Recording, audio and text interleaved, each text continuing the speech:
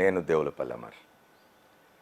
సుమతి శతకారుడు చెప్పినట్టు చెరువు నిండుగా ఉంటేనే కప్పలు చేరుతాయి. ఇవాళ బీఆర్ఎస్గా రూపాంతరం చెందిన తెలంగాణ రాష్ట్ర సమితి చెరువు ఎండిపోయింది కాబట్టి కప్పలు ఒక్కొక్కటి బయటికి వెళ్ళిపోతున్నాయి. మొదలు దానం నాగేందర్, ఆ తర్వాత కేశవరావు, ఆ తర్వాత కడియం శ్రీహరి, ఇంకా చాలామంది ఇట్లా పోయేవాళ్ళు ఉంటారు కాంగ్రెస్ నుంచి. తప్పనిసరిగా ఈ లోక్సభ ఎన్నికల ముందో ఎన్నికల తర్వాతో బీఆర్ఎస్ ఖాళీ అయ్యే అవకాశం అయితే చాలా ఎక్కువగానే కనిపిస్తున్నది. ఎందుకంటే అధికారంలో ఉన్న పక్షంతో ఉంటేనే తమ ప్రయోజనాలు నెరవేరుతాయి, తమ వ్యాపారాలు నడుస్తాయి అని అనుకునే వాళ్ళు రాజకీయాల్లో ఉన్నప్పుడు ఇట్లానే ఉంటుంది. మనం 2014 తీసుకున్నట్టయితే 2014లో మొన్న 2023లో కాంగ్రెస్ ఎన్ని స్థానాలతోటైతే తెలంగాణలో శాసనసభకు ఎన్నికై ప్రభుత్వాన్ని ఏర్పాటు చేసిందో దాదాపు అన్ని స్థానాలు ఆనాడు తెలంగాణ రాష్ట్ర సమితికి కూడా వచ్చినాయి. ఆనాడు చంద్రశేఖరరావు గారు ఏం చెప్పినారు? తెలంగాణ రాష్ట్ర సమితి అధినేత చంద్రశేఖరరావు చెప్పింది ఏంటంటే, మేము సుస్థిరత కోసం, స్టెబిలిటీ కోసం అని చెప్పి తప్పనిసరి వేరే పార్టీల వాళ్ళు వస్తామంటే తీసుకుంటూ ఉన్నాం. ఎందుకంటే మరోపక్క చూస్తున్నాం, చంద్రబాబు నాయుడు డబ్బులు ఇచ్చి ఎమ్మెల్యేలని కొనే పనిలో ఉన్నాడు. ఓ కేసు కూడా బయటపడింది. కాబట్టి మేము ఇవాళ సాధించుకున్న తెలంగాణ రాష్ట్రంలో గెలిచొచ్చి ఏర్పాటు చేసుకున్న ప్రభుత్వం సుస్థిరంగా ఉండాలంటే ఇది తప్పదు. కాబట్టి మేము వేరే పార్టీల వాళ్ళని చేర్చుకుంటున్నాం అని చెప్పినారు. ఇవాళ 10 ఏళ్ల తర్వాత కాంగ్రెస్ గెలిచింది. కాంగ్రెస్ కూడా దాదాపుగా అదే బొటాబొట్టి స్థానాలు వచ్చినవి. 60 మ్యాజిక్ ఫిగర్ అయితే 64 కాంగ్రెస్కి వచ్చినాయి, 1 మిత్రపక్షమైన సిపిఐకి వచ్చింది. కాబట్టి ఇవాళ కాంగ్రెస్ కూడా అవసరమే. ప్రభుత్వాన్ని పటిష్టపరచుకోవాలంటే, ప్రభుత్వాన్ని సుస్థిరపరచుకోవాలంటే కాంగ్రెస్ కూడా ఇవాళ టీఆర్ఎస్ను ఖాళీ చేయాల్సిన పరిస్థితే ఉంటుంది. అది ఏ పార్టీకైనా తప్ప. ఎందుకంటే పార్టీల్ని ఇవాళ రాజకీయ పార్టీలను విమర్శించి లేకపోతే రాజకీయ పార్టీలను తప్పుపట్టి ప్రయోజనం లేదు.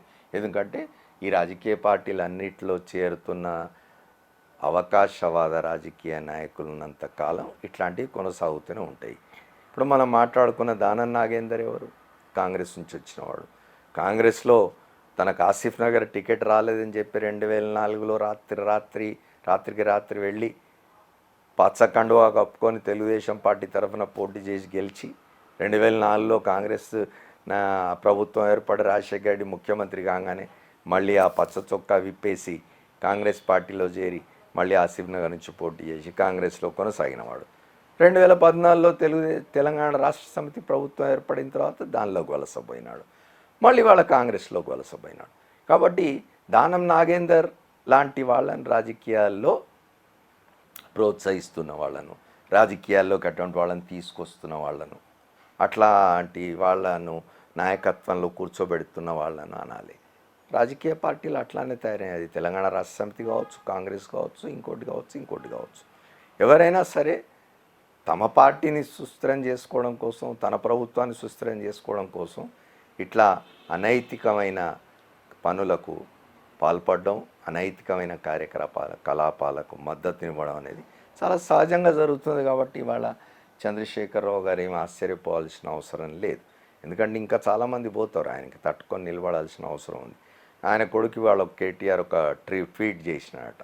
ఏమిటంటే ఇట్లాంటి వాళ్ళు పోతూనే ఉంటారు, కేసీఆర్ ఒక్కడిగానే తెలంగాణ సాధించినాడని. అది ఇప్పటికైనా అట్లాంటి అభిప్రాయాన్ని మార్చుకుంటే మంచిది. కేటీఆర్ లాంటి వాళ్ళు, తెలంగాణ రాష్ట్రం అనేది ఒక్క కేసీఆర్ వల్ల సాధ్యమైంది కాదు.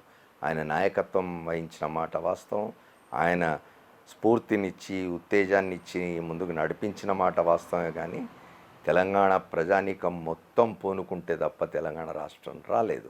ఒక కేసీఆర్ వల్ల వచ్చిందనో, ఆయనంట వేలాది మంది లక్షలాది మంది ఉన్నారు, వీళ్ళంతా పోయినా సరే మా పార్టీకి ఏం కాదు అని అనుకుంటే ఆ పార్టీ మనుగడ కూడా కష్టం అవుతుంది. ఆ విషయం కేటీఆర్ ఆలోచించుకోవాలి, ఆయన పార్టీ నాయకత్వం కూడా ఆలోచించుకోవాలి.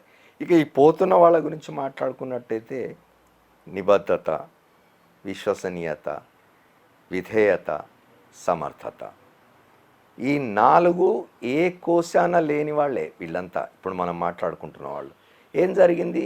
3-4 మాసాల క్రితం తెలంగాణలో శాసనసభ ఎన్నికల ఫలితాలు వచ్చి కాంగ్రెస్ ప్రభుత్వం ఏర్పడగానే కడియం శ్రీహరి మాట్లాడింది ఏమిటి? కడియం శ్రీహరి ఏమన్నాడు? 6 మాసాల కంటే ఈ ప్రభుత్వం ఉండదు. మళ్ళీ మా నాయకుడే ముఖ్యమంత్రిగా ప్రభుత్వం ఏర్పడుతుంది, కేసీఆరే ముఖ్యమంత్రిగా ప్రభుత్వం ఏర్పడుతుంది అన్నాడు.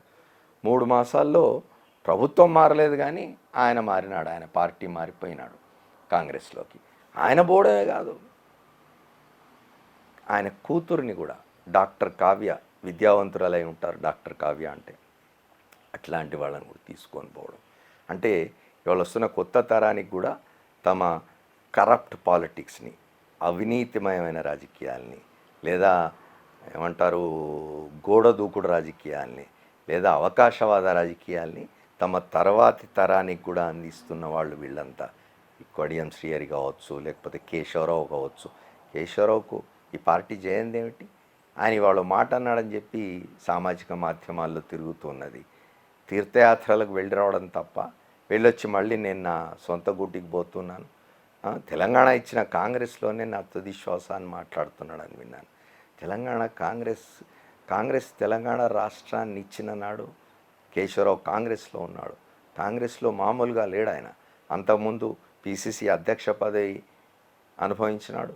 ఆ తర్వాత అనుకోని సంఘటనల్లో తన కొడుకు ఇబ్బందుల్లో పడితే కాంగ్రెస్ ప్రభుత్వం ఆ కొడుకును రక్షించి, ఈయన పరువు ప్రతిష్టలను రక్షించి, ఈయనను మళ్ళీ రాజ్యసభ సభ్యుడిగా రాజశేఖర రెడ్డి గారు పంపిస్తే రాజ్యసభ సభ్యుడిగా ఉన్న కాలంలో తెలంగాణ రాష్ట్రం వచ్చింది. అట్లాంటి తెలంగాణ రాష్ట్రం ఇచ్చిన కాంగ్రెస్ పార్టీని కాలితో తన్ని తెలంగాణ రాష్ట్ర సమితిలో చేరిన కేశవరావు నుంచి కేసీఆర్ ఇంతకంటే వేరే ఏమి ఆశిస్తారు? ఒకటి ఉన్నది, ఒక ఇది చెప్పుకుంటుంటారు కథ. ఒక వివాహిత యువకుడు మంచివాడు అనుకున్నారు.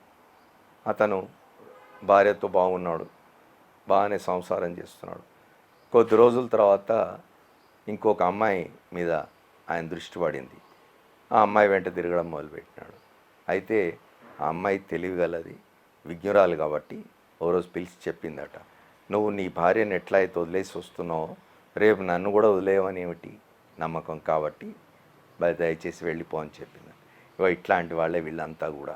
ఇవాళ కడియం శ్రీహరి అయినా, కేశవరావు అయినా, లేకపోతే దానం నాగేందర్ అయినా, రేపు మారబోయే మరికొద్ది మంది అయినా, చాలామంది అయినా, వీళ్ళెవ్వరూ కూడా రాజకీయాలని నీతిమంతమైన మార్గంలో నడపాలి అనుకుంటున్న వాళ్ళు కాదు. రాజకీయాలను వ్యాపారంగా చూసేవాళ్ళు, రాజకీయాలను తమ కుటుంబానికి అనుకూలంగా, తమ కుటుంబానికి లాభం జరిగే విధంగా రాజకీయాల్ని వాడుకోవాలనుకునేవాళ్ళు. కాబట్టి ఎవరు అధికారంలో ఉంటే ఆ పార్టీకి వెళ్తారు వీళ్ళు. కేశవరావు కుటుంబానికి జరగంది ఏమిటి? కేశవరావుకు రాని పదవులు ఏమిటి? 3 సార్లు రాజ్యసభలో ఉన్నాడు ఆయన. అట్లాగే ఆయన కూతుర్ని తెలంగాణ రాష్ట్ర సమితి లేదా బీఆర్ఎస్ ఆయనను హైదరాబాద్ మేయర్ని చేసింది. ఆయన కొడుకు ఒక కార్పొరేషన్ పదవి కట్టబెట్టింది. ఇంకా ఏం చేస్తుంది ఆ పార్టీ? ఆ పార్టీ నుంచి వాళ్ళ వదిలేసి వెళ్ళిపోయి నేను సొంత గుట్టికి పోతున్నాను అని కేశవరావు చెప్పుకోవడం అంత అన్యాయమైన వ్యాఖ్య ఇంకోటి ఉండదు.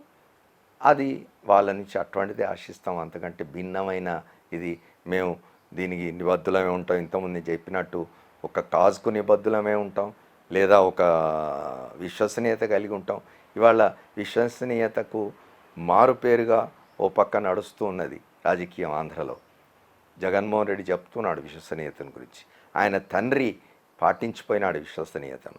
ఒక మాట ఇస్తే ఆ మాట మీద నిలబడాలా, ఒక పార్టీని నమ్ముకుంటే ఆ పార్టీతో ఉండాలా. ఇది ఇవాళ ఇక్కడున్న రాజకీయ నాయకులకు తెలంగాణలో అది కొరవడింది. వీళ్ళంతా కూడా రాజకీయాల్ని వ్యాపారంగా, రాజకీయాల్ని సొంత ఇంటి వ్యవహారంగా చూస్తున్నారు. కాబట్టి పరిస్థితి వచ్చింది. కాబట్టి తెలంగాణ రాష్ట్ర సమితి ఏదైతే బీఆర్ఎస్గా రూపాంతరం చెందిందో అది కానీ, ఆ పార్టీ నాయకత్వం కానీ, దాని అధినాయకుడు చంద్రశేఖరరావు కానీ ఇవాళ హతాశులైతే ప్రయోజనం లేదు. నీవు నేర్పిన విద్యయే నీరజాక్ష. Thank you. మళ్ళీ కలుద్దాం.